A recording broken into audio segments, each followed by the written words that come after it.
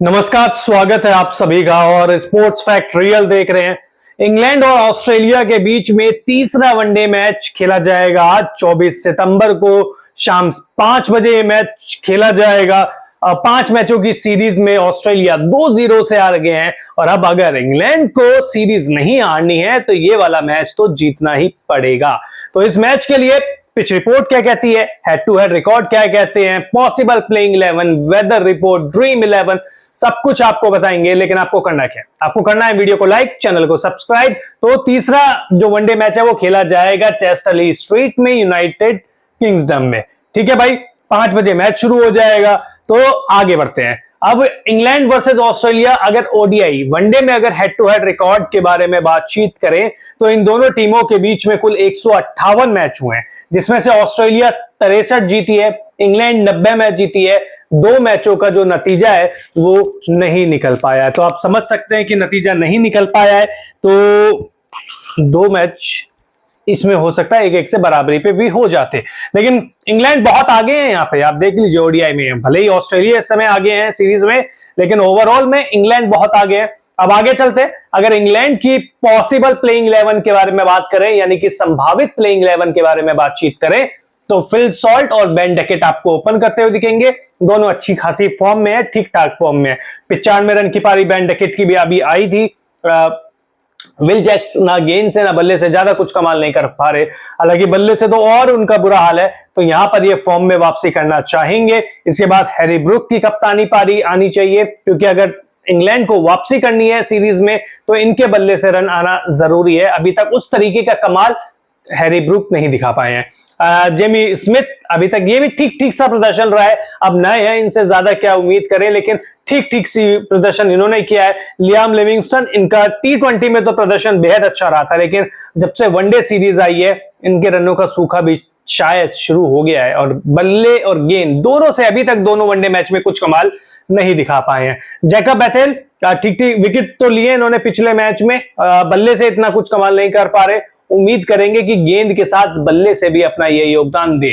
वहीं Brendon केट्स wicket ले रहे हैं लेकिन महंगे साबित हो रहे हैं। ऑली स्टोन सेम चीज, विकेट ले रहे हैं, महंगे साबित हो रहे हैं, क्योंकि जब शुरुआत में आते हैं तो ट्रेविस हेड और ओपनर ही खत्म कर देते हैं, मैथ्यू शॉर्ट हो चाहे मैथ्यू पोर्ट्स के बारे में भी ये बात है। और आदिल रशीद इस टीम की सबसे बड़ी ताकत है, चाहे बैटिंग मान लीजिए चाहे बॉलिंग।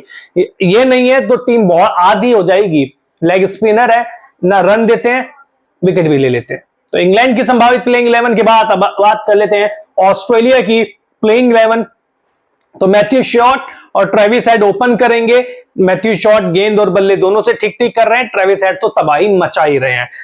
आप सभी को पता है अभी शतक लगाया है। मिचेल मार्श अभी तक उस टच में नहीं दिखे हैं, छक्के दिखे हैं, बड़ी पारी अब तक नहीं दिख पाई है। तो उम्मीद करेंगे कि कप्तान यहां पर अच्छा प्रदर्शन करें। स्टीव स्मिथ नहीं, अभी तक तो कुछ नहीं किया। इनकी वापसी हुई है वनडे सीरीज में, अब तक तो परफॉर्म नहीं किया है। मार्नस लबुशेन छोटी छोटी पारी, इंपॉर्टेंट पारी, लेकिन हम लबुशेन को क्यों जानते हैं, बड़ी बड़ी पारी खेलने के लिए, वो अब तक आई नहीं है। एलेक्स कैरी अगर दूसरा वनडे मैच अगर ऑस्ट्रेलिया जीती है तो इन्हीं की वजह से जीती है। इनके वो 70-75 रन नहीं बनाते तो ऑस्ट्रेलिया दूसरा वनडे मैच हार जाती।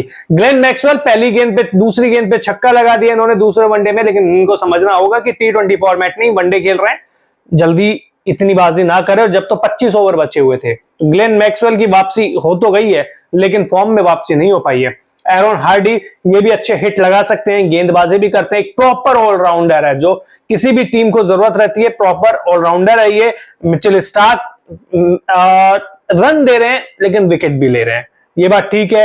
एडम जाम्पा हमेशा की तरह कंजूस भरी गेंदबाजी कर रहे हैं, विकेट भी ले रहे हैं। और जोश हेजलवुड ये तो भैया ये बहुत अच्छे गेंदबाज है। मुझे लगता है इनको इतना रेट किया नहीं जाता, लेकिन अपना जो इनको रोल दिया जाता है वो बखूबी निभाते हैं। तो पॉसिबल प्लेइंग 11 हो गई, हेड टू हेड हो गए। अब पिच रिपोर्ट के बारे में बात कर ले तो Australia versus England pitch report क्या कहती है। थर्ड ओडीआई चेस्टरली स्ट्रीट के रिवर साइड क्रिकेट ग्राउंड पे खेला जाएगा।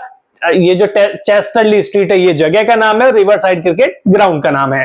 चेस्टरली स्ट्रीट का मैदान वनडे फॉर्मेट के लिए परफेक्ट माना जाता है। परफेक्ट यानी आपको बताते हैं, बल्लेबाजों के साथ गेंदबाजों को भी मदद। ऐसा नहीं है यहाँ पे 300 350 रन बनते हैं, नहीं, यहाँ पे तेज गेंदबाजों को मदद मिलती है, यहाँ स्पिनर्स को मदद मिलती है, बल्लेबाज सेट हो जाए तो विकेट पे आराम से टिक कर वो रन भी बना सकता है। 25 वनडे मैचों में पहली पारी का औसत स्कोर 236 और दूसरी पारी का 185 है। अंदाजा इससे आप ये लगा लीजिए कि आपको हाई स्कोरिंग मैच देखने को नहीं मिलेगा। टॉस जीतकर पहले बल्लेबाजी का फैसला मुझे लगता है सही रहेगा, क्योंकि जैसे जैसे गेम आगे बढ़ेगा स्पिनर्स का रोल भी आगे बढ़ता चला जाएगा। तो ये है pitch report. 250 run match winning score 250 आप मान सकते हैं। अब वेदर रिपोर्ट के बारे में बात कर ले तो मैच दोपहर 11:30 बजे, मतलब उस समय इंग्लैंड के समय के अनुसार और भारतीय समय अनुसार शाम 5 बजे शुरू होगा। इस दौरान तापमान 12 से 13 डिग्री के बीच रहेगा। टॉस के वक्त और मैच शुरू होने के दौरान बारिश की संभावना केवल 5% है, लेकिन टेंशन आगे है। लेकिन जैसे जैसे मैच आगे बढ़ेगा बारिश की संभावना बढ़ती जाएगी।